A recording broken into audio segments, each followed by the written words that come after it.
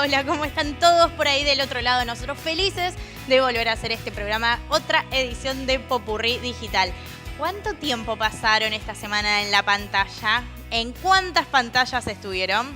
Vamos a hacer durante el programa de hoy algunas de estas preguntas, algún repaso para otras opciones, para corrernos un poco de tanta exposición y ver qué otras opciones tenemos.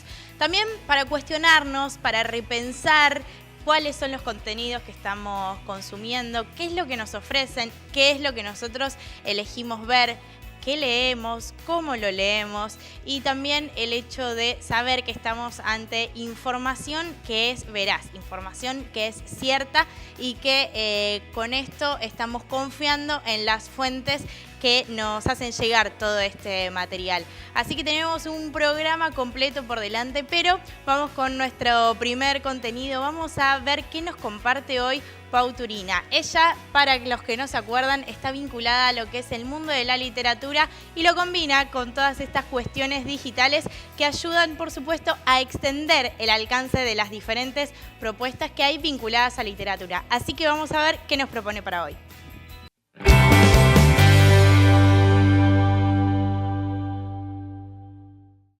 Hola, ¿cómo están? Soy Pau Turina y nos volvemos a encontrar en la librería Paradoxa para hablar de otra cuenta de Instagram que recomienda lecturas y qué leer. Hablamos de esto de si se lee menos, si es verdad que se lee menos, es verdad que estábamos mucho con el celular, pero ¿en realidad se lee menos? Yo diría que no. En los momentos en que tenemos el celular podemos aprovechar a entrar cuentas de Instagram que te recomiendan lecturas. En la otra edición hablábamos de La gente anda leyendo, en esta la cuenta es Decime un libro, así imperativamente, decime un libro, ¿qué leer? Esta cuenta está administrada por Rosario, una chica de Buenos Aires que tenía esa misma inquietud. Ella ama la lectura y todos sus amigos y sus círculos cercanos le decían: Ro, decime qué leer. Entonces ella generó una cuenta para recomendar esas mismas lecturas que le decía a sus amigos y a su círculo cercano a otra gente. Lo particular de esta cuenta, primero, es la calidad de la fotografía. Hace mucha producción con las fotos, incluso los libros están en lugares hermosos, con caballos en el campo. Definitivamente se toma muy en serio la cuestión de la estética y eso dice que Instagram es la estética para recomendar. Además, particularmente hace sus propias reseñas de libros. No es decir que copia la contratapa o el prólogo del libro, sino que se toma el trabajo de escribir y de hacer una crítica muy minuciosa del libro que leyó. En ese sentido, la gente le empezó a gustar tanto lo que hacía que creó un club de lectura virtual en Instagram Live. Tuvo tanto éxito con su cuenta de Instagram que lo novedoso de esta cuenta es que creó un store. Los libros usados los vende a muy buen precio para, en este contexto tan difícil económico, dar una mano y nunca dejar de leer. Rosario además tiene una sección que son los top 5 que tienen que ver con distintas temáticas. Por ejemplo, hace los top 5 de los libros que tratan de viajes, el top 5 de amor, de tristeza, los libros que le generaron miedo, temor, y uno puede ir comentando y así acrecentar esa lista de top 5. Si les gustó, vayan a buscarla, @decime un libro y anoten qué libro es el próximo que van a leer. Nos vemos en la próxima. Gracias.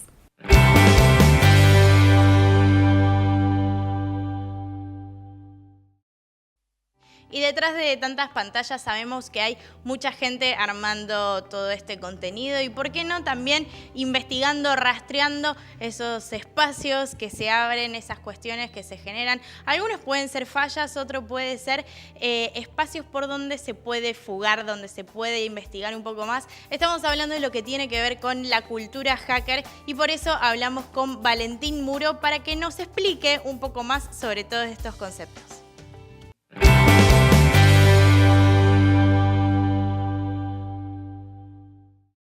Mi nombre es Valentín Muro, tengo 29 años, me dedico a entender cómo funcionan las cosas, que suena muy pretencioso, pero es mucho más sencillo de lo que suena. Estudié filosofía y hace mucho tiempo que trabajo con computadoras. La cultura hacker es difícil de englobar en algo bien concreto porque en realidad se puede rastrear a cuando aparecen los primeros hackers a fines de los años 50, pero después fue mutando muchísimo y en los últimos años se puso bastante de moda. Y se empezó a incorporar al discurso acerca de políticas públicas, al discurso acerca de innovación o de la industria de la tecnología y demás, pero si bien no hay algo así como una cultura hacker, como tampoco hay algo así como una ética hacker, sí podemos encontrar algunos patrones o puntos en común entre las personas que se reconocen a sí mismas como hackers, que tiene que ver con el adherir a una serie de valores o suscribir a ellos, que son los valores de la ética hacker, que sobre todo apuntan a la importancia de la autonomía en lo que hacemos, en poder hacer cosas por nuestra propia cuenta y no pedir que alguien resuelva un problema por nosotros, sino que nos quiten las limitaciones o las trabas para que lo podamos hacer. Tiene que ver con la creatividad y con la importancia de hacer cosas que nos permitan realizarnos como personas y que nos permitan ver qué es lo que nos produce curiosidad de ir en esa dirección, pero sobre todo es la importancia de la comunidad, que toma a las dos cosas anteriores y las pone en el centro. Entonces, cualquier cosa que hacemos, además lo compartimos con otras personas para que puedan aprender y para que puedan también darnos su propia versión de lo que nosotros hicimos, y de ese modo se puede ver muy fácilmente cómo avanza el conocimiento, cuando no nos lo guardamos para nosotros, sino que lo compartimos con el resto. La connotación negativa de los hackers surge de los medios, es casi rastreable a los últimos años de los años 80, cuando empiezan a aparecer, un poco después de que aparecieron las primeras computadoras personales, empiezan a aparecer los primeros incidentes de delincuencia vinculados a la computación. Entonces aparecen los primeros virus y demás, y lo que pasa es que los medios, los periodistas empiezan a usar la palabra hacker para referirse a esos delincuentes informáticos, porque tenía mucho que ver, porque de algún modo eran las mismas personas que trabajaban con computadoras y demás, entonces parecían superponerse, entonces empieza a aplicarse el término. Y eso casi hasta principios del año 2000 siempre fue como hacker, como delincuente. Después, con cosas como la película Hackers o la película Matrix y distintas obras de la literatura y demás, se empezó a instalar como algo positivo. Entonces de pronto ser un hacker o ser una hacker es algo bueno, es alguien que va contra las limitaciones de los dispositivos o va y realiza proyectos por su propia cuenta y demás. Y hoy por hoy podemos hablar de Facebook, que se jacta de tener algo así como una cultura hacker, lo cual es terriblemente discutible y probablemente falso, pero la calle en la que está una de las oficinas de Facebook se llama Hacker Way, entonces claramente se terminó instalando y terminó siendo absorbido como casi todo por el capitalismo. Creo que una idea que recupera la ética hacker es la idea de la subversión, la idea de ir en contra del orden establecido y en contra de, por ejemplo, lo que se puede hacer y lo que no se puede hacer frente a una situación dada o un objeto dado o una estructura dada. En ese sentido es interesante que las personas adopten estos valores de la ética hacker para ver en los entornos en los que se mueven, en donde viven, en donde trabajan, en donde estudian, de qué forma se pueden de algún modo desestructurar y volver a armar, como la cuestión de inventar y desinventar y volver a inventar.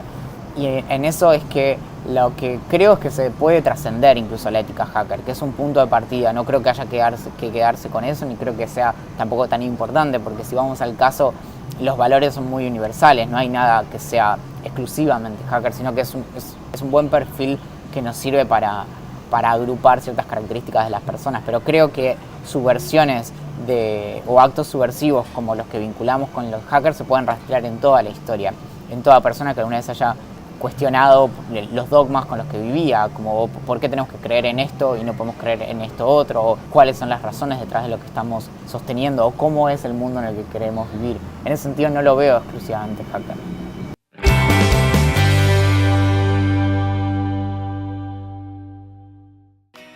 Hacíamos mención a la importancia del contenido que consumimos, sobre todo teniendo en cuenta lo vinculado a las noticias y a ese tipo de información que uno considera información más bien objetiva. Por eso diferentes medios, diferentes organizaciones se agruparon con el objetivo de combatir lo que son las fake news. Estas noticias falsas que hoy por hoy en lo que es el ámbito de las redes sociales logra una viralidad y un alcance que quizás era impensado en otros tiempos, sobre todo teniendo en cuenta las dinámicas, los tiempos en los que nos estamos moviendo hoy en día. El alcance que logran es muy grande en muy poco tiempo. Por eso decíamos, teniendo en cuenta también lo que es un año electoral, es mucha la información que está circulando y estas organizaciones, quizás algunas de las más escuchadas puede ser Chequeado junto con otras, está haciendo este agrupamiento de diferentes medios que se comprometen a luchar contra este tipo de noticias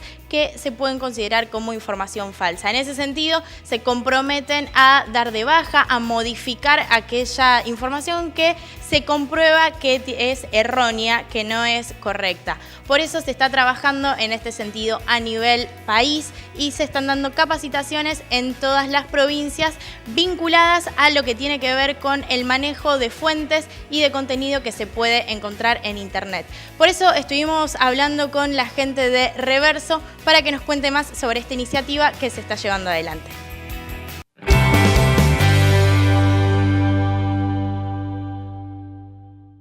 Reverso es un consorcio de distintos actores, la mayoría medios de comunicación, que nos sumamos y nos agrupamos para combatir la desinformación durante la campaña electoral.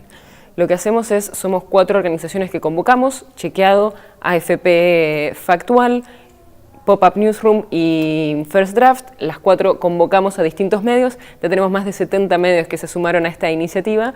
Algunos de ellos van a estar produciendo chequeos de la desinformación viral que circula, algunos van a estar solo difundiéndola. Lo que vamos a hacer es, cada uno produce la información, eso se envía a Reverso, se edita de manera general y se publica y se reenvía a todos los medios para que el que quiera pueda publicar estos chequeos para que se sepa mejor qué es real y qué no de lo que va a estar circulando durante la campaña electoral. Los medios que participan se comprometen a difundir una cierta cantidad de contenidos durante la campaña. Es bastante bajo nuestro requerimiento porque entendemos que los medios tienen distintas formas de hacerlo, pero sí tienen que sumarse difundiendo algunas de estas informaciones y se comprometen a no editar los contenidos que se publiquen. Pueden elegir qué es lo que quieren tomar y qué es lo que no, cuáles desinformaciones, cuáles chequeos van a publicar y cuáles no, pero los que publican, los publican completos, íntegros como fueron producidos. Los chequeos van a ser generados o por el equipo de Reverso, digamos, o por los medios que se sumaron como medios productores, como aliados productores. Van a hacer el chequeo siguiendo una metodología que tenemos desarrollada para verificar con distintos pasos si una información es real o no. Eso incluye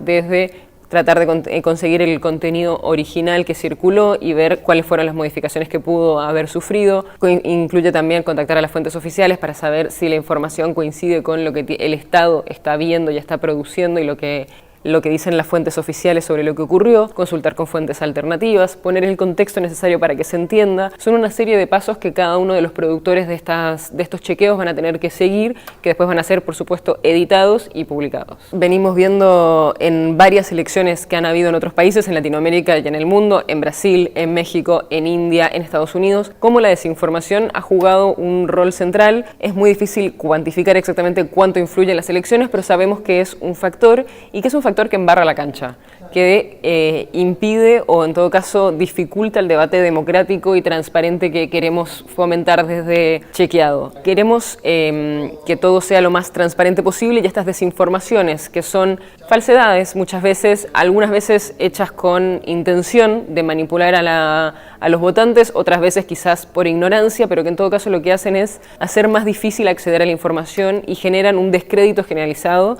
y una desconfianza de la información que circula y además hacen creer cosas que no son. Entonces, habiendo visto estas experiencias en otros países, creemos que en Central, que en la Argentina durante estas elecciones, hagamos todo lo posible para que sean los más limpias posibles de ese punto de vista. Quizás los casos más conocidos son los de Estados Unidos, donde hubo mucha desinformación, especialmente sobre Hillary Clinton, la candidata demócrata, en la que se decía, por ejemplo, que le vendía armas a ISIS, a este grupo terrorista en Siria. Se decía que a Donald Trump lo había apoyado el Papa Francisco, cosas que no tenían ninguna base, ninguna realidad. No solo eran engañosas, a veces hay cosas que pueden ser falsas porque fueron tergiversaciones de algo. En este caso son cosas que no tenían ninguna base y circularon mucho. No sabemos cuál es el efecto, digamos, difícil cuantificar exactamente cuánto influyó eso en la elección, pero seguro no ayudan a un debate democrático, ya que los votantes tomen decisiones basados en mejor información. Pasó también en Brasil. En Brasil el problema pasó mucho por WhatsApp, con falsas informaciones que circulaban especialmente a través de esta mensajería. En México también hubo bastante desinformación vinculada a las elecciones y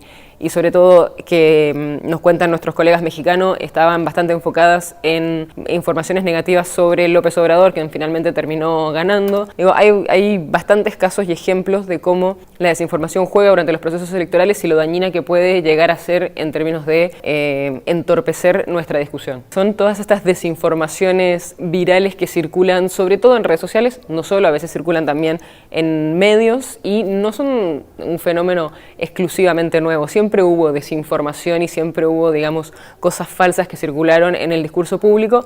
Lo que sí hay es un cambio con las redes sociales en cuanto a la cantidad de actores que crean estas noticias y la manera en la que circulan. Y cambió tanto que pasa a ser casi ya un nuevo fenómeno, aunque no sea nueva la desinformación y las falsedades circulando en el discurso público, esta nueva forma que tomaron pasan a ser un nuevo fenómeno en cómo circulan a través de redes sociales. Todo va a estar centralizado en reversoar.com, donde va a estar toda la información. Ahora no está activo, arrancamos el 10 de junio produciendo. Por el momento está solamente la explicación de qué es lo que hacemos, pero ahí va a estar toda la información publicada. Y por otro lado vamos a seguir con los esfuerzos de chequeado, por supuesto, que incluyen no solo la desinformación viral, sino también el chequeo a líderes públicos, a políticos, a empresarios, a sindicalistas, a los candidatos presidenciales, por supuesto. Vamos a estar también siguiéndolos desde chequeado.com.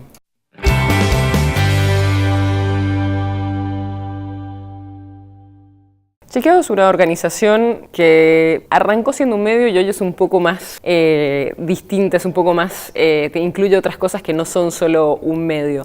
Chequeado es una organización sin fines de lucro, somos una ONG, somos un medio porque lo que nos dedicamos a hacer es periodismo, en una parte de la organización es eso, es chequear si la información que circula es verdad o no. También hacemos desinformación, como lo que contaba antes, pero también chequeamos a políticos, empresarios, a líderes de opinión que hablen en el espacio público y vemos si lo que dicen coincide con los datos o no, y en base a lo que encontramos le ponemos una calificación que va de verdadero a falso, pasando por engañoso, insostenible, exagerado y otras tantas.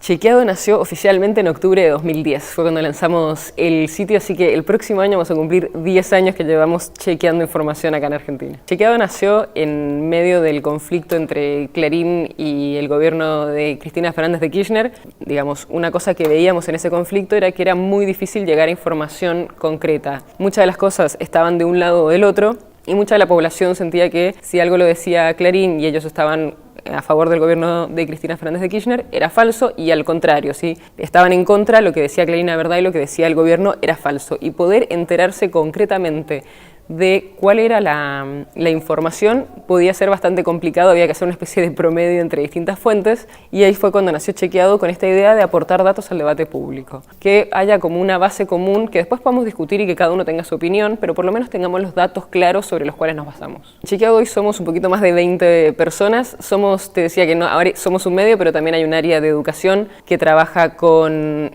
sobre todo con adolescentes y con estudiantes de periodismo y periodistas. Tenemos también un área de innovación que trabaja en automatización y en desarrollo de nuevos formatos. Tenemos un área de desarrollo institucional, que es la parte que ve toda la parte, digamos, organizacional y la búsqueda de fondos, y tenemos el área del medio, y entre todos esos somos un poquito más de 20. Las reacciones que tienen los distintos líderes a nuestros chequeos dependen mucho de cada líder, de personalidades, de estilos también de liderazgo. Hay líderes que se basan mucho en datos y les importa mucho la veracidad de sus datos y que sienten un daño muy fuerte con un chequeo que les dé negativo, y hay otros que basan su carisma y su forma de presentarse en otras cosas que no están tan ligadas a los datos y que por ahí no le dan tanta relevancia. Nosotros, uno de los pasos de los chequeos que hacemos es preguntarle a la persona que lo dijo de dónde sacó la información, con lo cual siempre tuvieron una oportunidad antes de que nosotros publiquemos de aclarar a qué se referían y cuál era la fuente que usaron, y eso obviamente es tenido en cuenta en la nota, con lo cual no les llega como una sorpresa cuando está el resultado final tampoco. Es muy variable cuánto tiempo lleva a trabajar un chequeo, puede ser desde 2 horas, 4 horas, si es que es algo que más o menos está trabajado y ya sabes cuáles son las fuentes y solamente hay que actualizarlo, hasta llevarte días cuando son temas muy complejos o son fuentes que no están disponibles y hay que esperar a que te manden la información. Nosotros toda la información que publicamos la abrimos, entonces si publicamos una base de datos, vamos a abrir esa base de datos y poner el link en la nota para que cada uno pueda ir, porque creemos que es parte de nuestro pacto de lectura con nuestra comunidad, que ellos puedan ver por sí mismos de dónde viene la información que nosotros usamos y no le tengan que creer a Chequeado, sino que le crean a los datos. Pueden entrar a chequeado.com, ahí está toda la información, y en las redes sociales somos @chequeado en todas las redes, así que ahí por ahí también nos pueden seguir.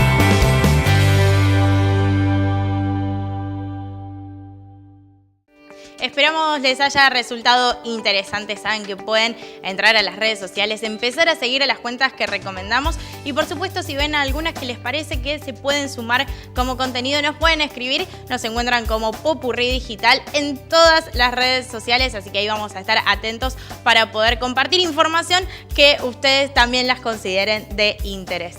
Y ahora vamos a ver un poco más de lo que tenemos preparado para hoy.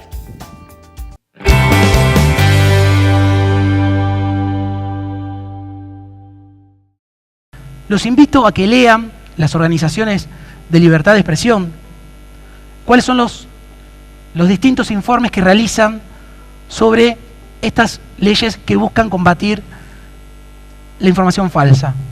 La solución también puede venir de la tecnología que la utilicemos nosotros. Si nos llega una cadena, podemos copiar el contenido de la cadena, googlearlo y ver si eso es real o no, si alguien ya no publicó un artículo indicando que eso era falso. Podemos subir una imagen, se puede subir una imagen a Google y buscar si esa imagen que ilustra esa marcha o esa represión no ocurrió en otro lugar. También se puede hacer de la tecnología cuestiones automáticas que detecten noticias falsas o detecten efectos virales y de manipulación. Pero también con estas cuestiones tenemos que tener cuidado, porque le estamos dando mucho poder a la tecnología. Y si la tecnología se adapta a nosotros, puede tomar decisiones qué es lo que está bueno y qué es lo que está malo, qué es lo que es verdad y qué es lo que es falso. Y eso puede llegar a ser muy peligroso para mostrarnos una parte de la realidad adaptada a nuestros intereses. Y finalmente quiero que la solución salga de nosotros. Quiero que estimulen su pensamiento crítico, que se pregunten sobre esa información. ¿Es real o no? ¿Es falsa? Que lo hagan también en los diferentes ámbitos donde participen, en su trabajo, en la escuela con los docentes, en la peña con sus amigos, que hablen y que se cuestionen la información que están consumiendo.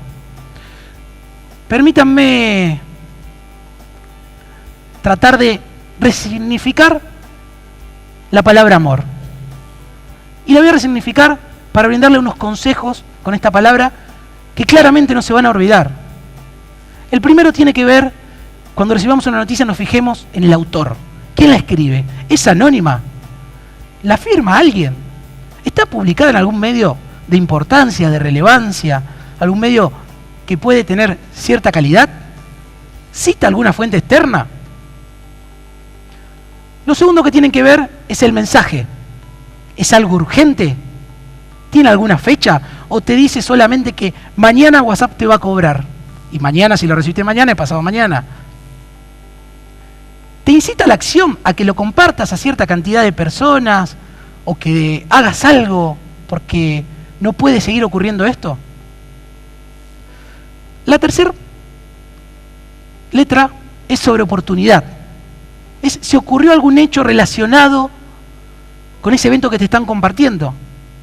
Vayamos al caso de Lara San Juan y todas las noticias falsas que se vincularon en ese caso, que te llegaban todo el tiempo información de que habían encontrado, que no. Y la cuarta, que creo que es la más importante, es sobre la responsabilidad de nosotros como emisores de la información. Si es real esto, lo puedo compartir. Pero si es falso, tengo que actuar. Porque puede llegar a tener consecuencias que pueden ser terribles como las que vivimos en todo el transcurso de la charla. Si es falso, debemos reportarlo, decirle a la persona que nos lo envió, esto es falso por esto y esto y esto. Y también reportarlo en las redes sociales. Porque si no, vamos a contribuir en esa cadena de desinformación. Para finalizar, me gustaría regalarle un proverbio holandés que me indica que no se puede hacer nada contra el viento. No se puede impedir el viento. Pero podemos aprender a construir molinos. Les propongo que la próxima vez que reciban una información y la quieran compartir, aprendamos a crear esos molinos y tratemos a las noticias con amor. Muchas gracias.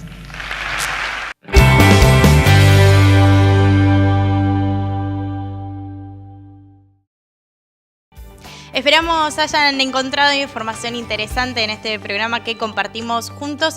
Siempre queremos sumarle más material, así que para esto pueden entrar en nuestras redes sociales, donde dejamos todas las fechas actualizadas de los diferentes eventos, charlas, convocatorias, hackatones, para que ustedes también puedan ser parte. Y aquellos eventos a los que asistimos, también nos gusta mostrarles lo que está sucediendo, así que también las redes sociales son una herramienta para poder generar esta conexión. No se olviden de entrar en el canal de YouTube, donde van a encontrar ahí todas las entrevistas. Si ponen suscribir, les van a aparecer las actualizaciones y ahí van a poder verlas, volver a verlas, compartirlas incluso y quedarse en contacto con esto que es Popurrí Digital. Gracias a todo el equipo de Televisión Regional y a todos los que hacen posible este programa. Muchas gracias y será hasta la próxima.